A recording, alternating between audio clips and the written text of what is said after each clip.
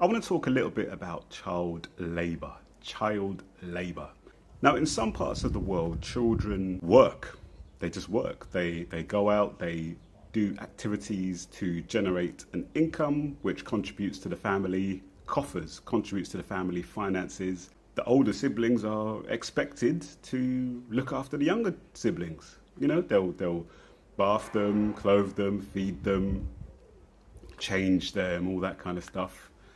Read them, put them to bed, all that kind of stuff. Take them to school, take them to wherever, all that sort of stuff. Now, in sort of Western international development discourse, that's seen as child labour, and I'm very, very familiar with that whole world. And I've seen over the last decade and a half how this concept of child labour has become a real big thing, and a lot of these organisations are working to stop child labour to ensure that children can go to school.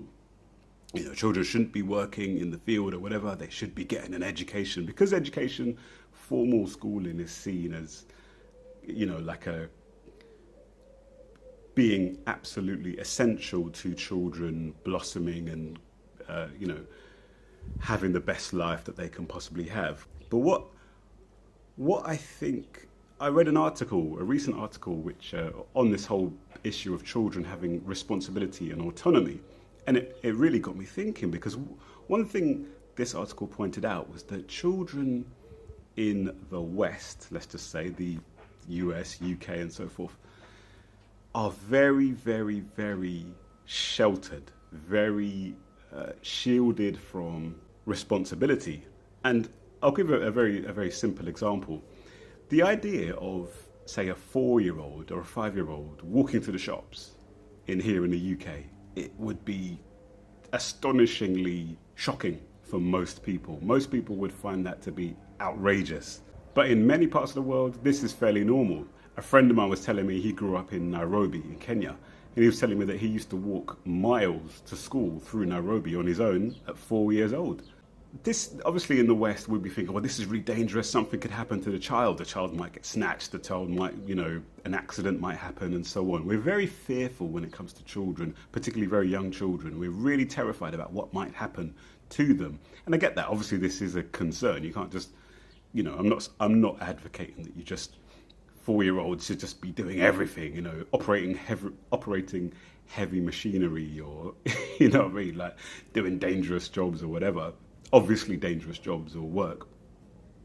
But I think there is a real big problem when it comes to children having autonomy, being able to actually build up their sense of responsibility and their sense of autonomy.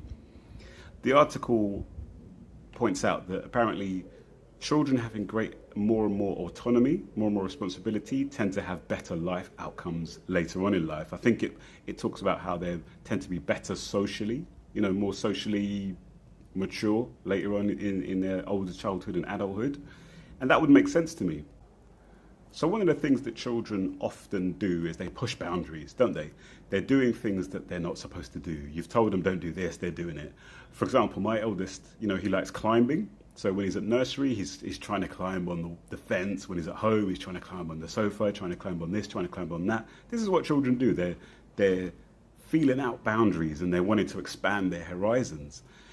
And what I've started to do recently is realize that what I need to do is to start to give him some more autonomy, some more responsibility, because you can understand that pushing of boundaries as a sign of boredom.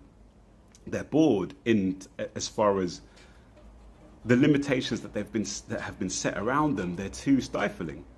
They want more. They want to do more. So what I've started to do, here's some of the things that I've started to do. In the mornings, whereas before I would pour his breakfast, put the milk in, get his, get his drink, refill it when he was, finished and so forth. I've started saying, look, son, you pour it. I'll get he likes granola. So I'll get the granola, get the bowl, give it to him, say to him, go and get a spoon.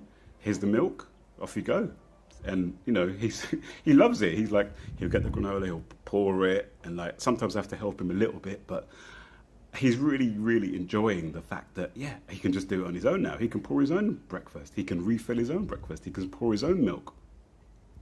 Another thing that I've that we're doing, and this is something we have to do. He's going to school in September, so he's for a while now. He's been wiping himself after doing a number two in the toilet, and that's challenging for me because I'm looking and I'm thinking, oh, you haven't quite done it properly. And when we first started doing that, I used to get really kind of frustrated and upset when he wouldn't wipe himself properly. But I realized, listen, anytime children start to do something new, they're going to make a mess.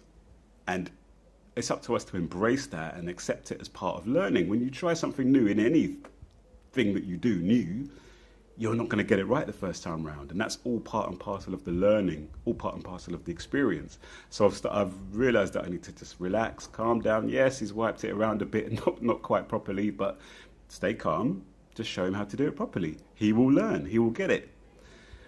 One more thing I've started to do is road crossing. So I've realized that when it comes to crossing roads, I've been very, very risk averse, always telling him to hold my hand tight, don't cross on your own, all that sort of stuff. But what I've started to do is to realize that he must, it's really important for him to start to get familiar with crossing roads, because once you can learn to cross the roads and once I can trust him to cross roads, that opens the door for him to be able to make small journeys on his own. So what I've started doing recently is when we go out, him and his brother, who's 2, will go out and I'll say, okay, you two, hold your little brother's hand, hold it very tight. And I'll hold the older one's hand and we'll walk. And I'll say, right, son, you lead the way. Is it clear? Have a look. Look. Are there any cars coming? And he'll say, no. Then I'll say, can you hear anything?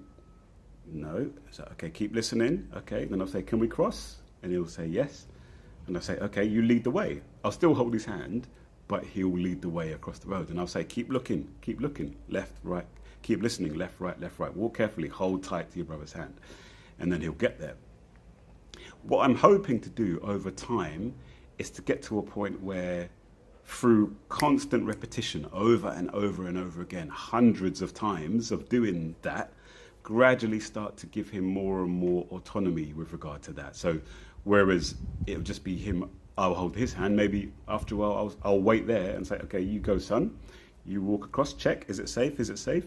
Now you go. I'm right behind you, but you walk, And then over time, because what I want to do, I eventually want to get to a point where I can say to him, okay, you go across the road and go to your neighbor and, whatever, knock on the door and say hello to them, or go across the road and go to the park over there. And still I will have my eyes on him, obviously at all times, but it's the start of a process of years, because what I'm expecting is that in 1 year, 2 years, 3 years, I'd hope that I have full confidence in him and full trust in him that he'll be able to go on short journeys on his own. Sounds scary, obviously, but I've realized that we can't wrap these children up in cotton wool, because I think we're stunting their we're stunting their growth, we're stunting their development, and also we're stifling them and they're getting bored. That's what I'm on at the moment, really, is responsibility. And I'd like to really encourage parents, if you're a parent, try to think about how many limitations that you're putting on your children and consider whether these limitations are necessary. Really think about scaling back on the amount of times you're saying no, and also think about not being so quick to warn children about danger when they're just doing very ordinary things. This is a challenge for all of us, of course, because we always want to say careful, but they will only learn by doing. The bottom line of this video really is that I'm trying to give my children more autonomy, more responsibility. Apparently research suggests that young children who are encouraged to have autonomy, i.e. they can do things on their own, tend to have better social outcomes later on in life. And just generally, it's a lot more enjoyable. Parenting is a lot more enjoyable when you rein in the controlling, overbearingness, and you just chill and let children be and let them explore and experience new things, and they're happier. I've definitely seen it in my oldest son. He's become a lot more chilled, a lot more happier, as he started to take on more responsibilities.